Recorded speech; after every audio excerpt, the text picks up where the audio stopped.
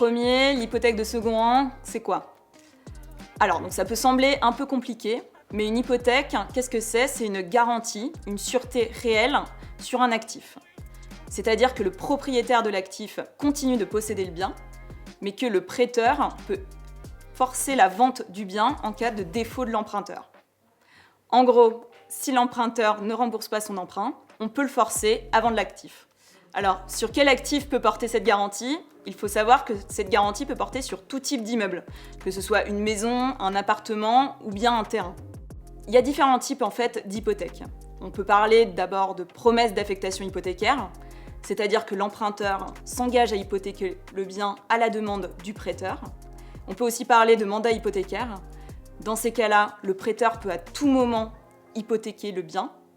Et on a l'inscription hypothécaire, où là, l'hypothèque est inscrite dès le début de l'emprunt. Nous, chez Raizers, c'est cette solution que l'on choisit pour tous nos dossiers. Pourquoi? Parce que c'est la solution la plus sécurisante pour nos investisseurs, l'hypothèque étant inscrite dès le début, même si cette solution est plus coûteuse pour nos opérateurs. Pour mettre en place une hypothèque, il faut absolument passer par un notaire. Il établira un acte notarié d'affectation hypothécaire qui sera publié au registre de la publicité foncière, et ce, quel que soit son rang.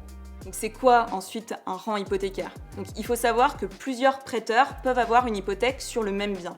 Dans ces cas-là, on parle de rang. Le rang dépend de l'ordre de remboursement en cas de vente du bien.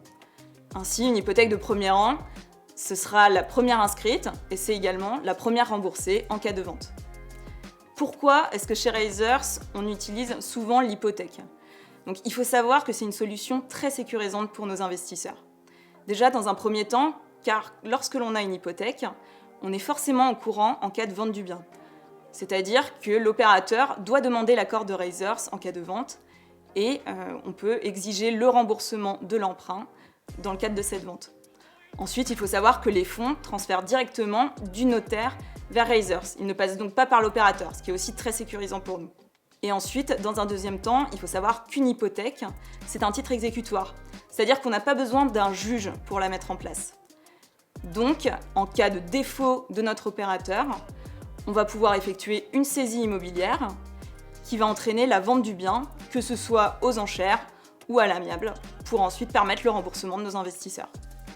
J'espère que j'ai été claire. En tout cas, sachez que s'il y a besoin d'exercer l'hypothèque, c'est Raizers qui, en tant que représentant de la masse des obligataires, gérera toute cette partie-là de A à Z. Bon alors, tout ça, évidemment, c'était des sujets très pointus et très techniques, mais si vous avez des questions, n'hésitez pas à nous contacter.